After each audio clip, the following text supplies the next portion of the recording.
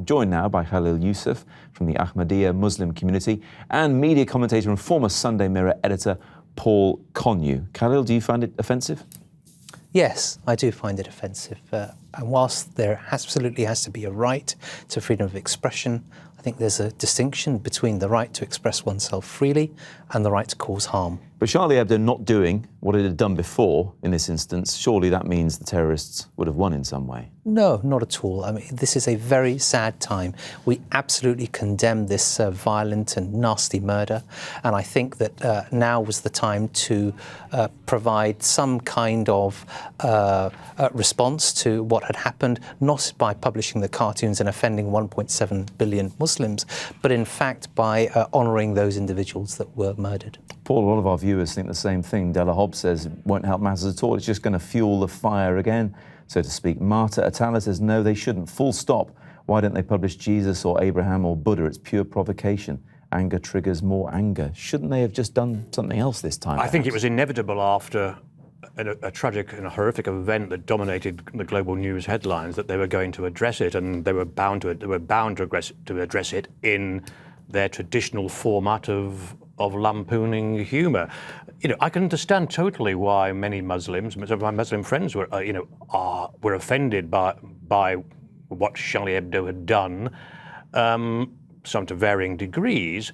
But I still feel, though, that free speech is vitally important. And I do think the British media have been rather oversensitive and overcautious in the last few days by not at least producing one or two of the magazine cartoons, for the simple reason that big news stories require context. And in a sense, you were reporting horrific crimes and killings, huge demonstrations in the streets of Paris, triggered by these controversial cartoons, yet you weren't allowing your readers and viewers to actually make their own minds up by showing them the context in which this had happened and what had triggered it. Well, let's just put this into context itself. Why is it offensive to draw an image or project an image of the Prophet Muhammed?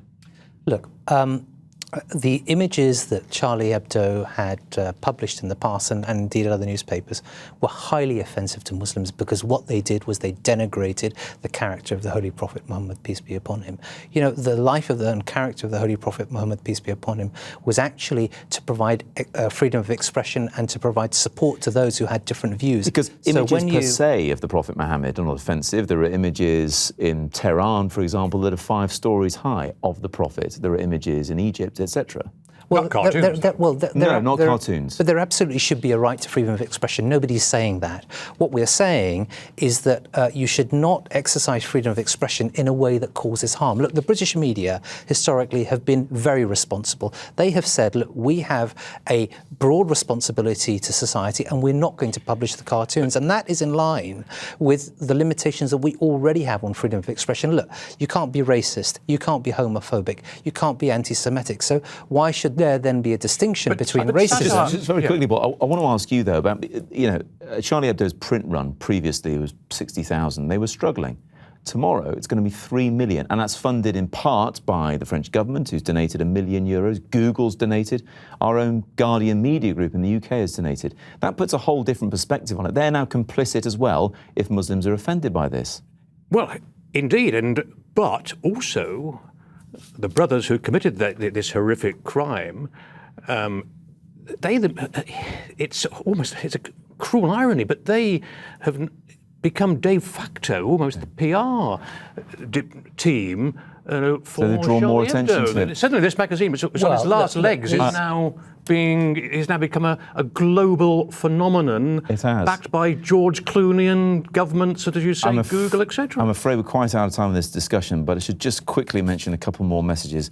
Rebecca Haslam thinks it's the right thing to do. All is forgiven is a powerful statement, is what she says. And Ben Wilkins, yes, of course, is called free speech, but as we've established, that comes with some sort of responsibility. Thank you both very much indeed. Pleasure. Thank you.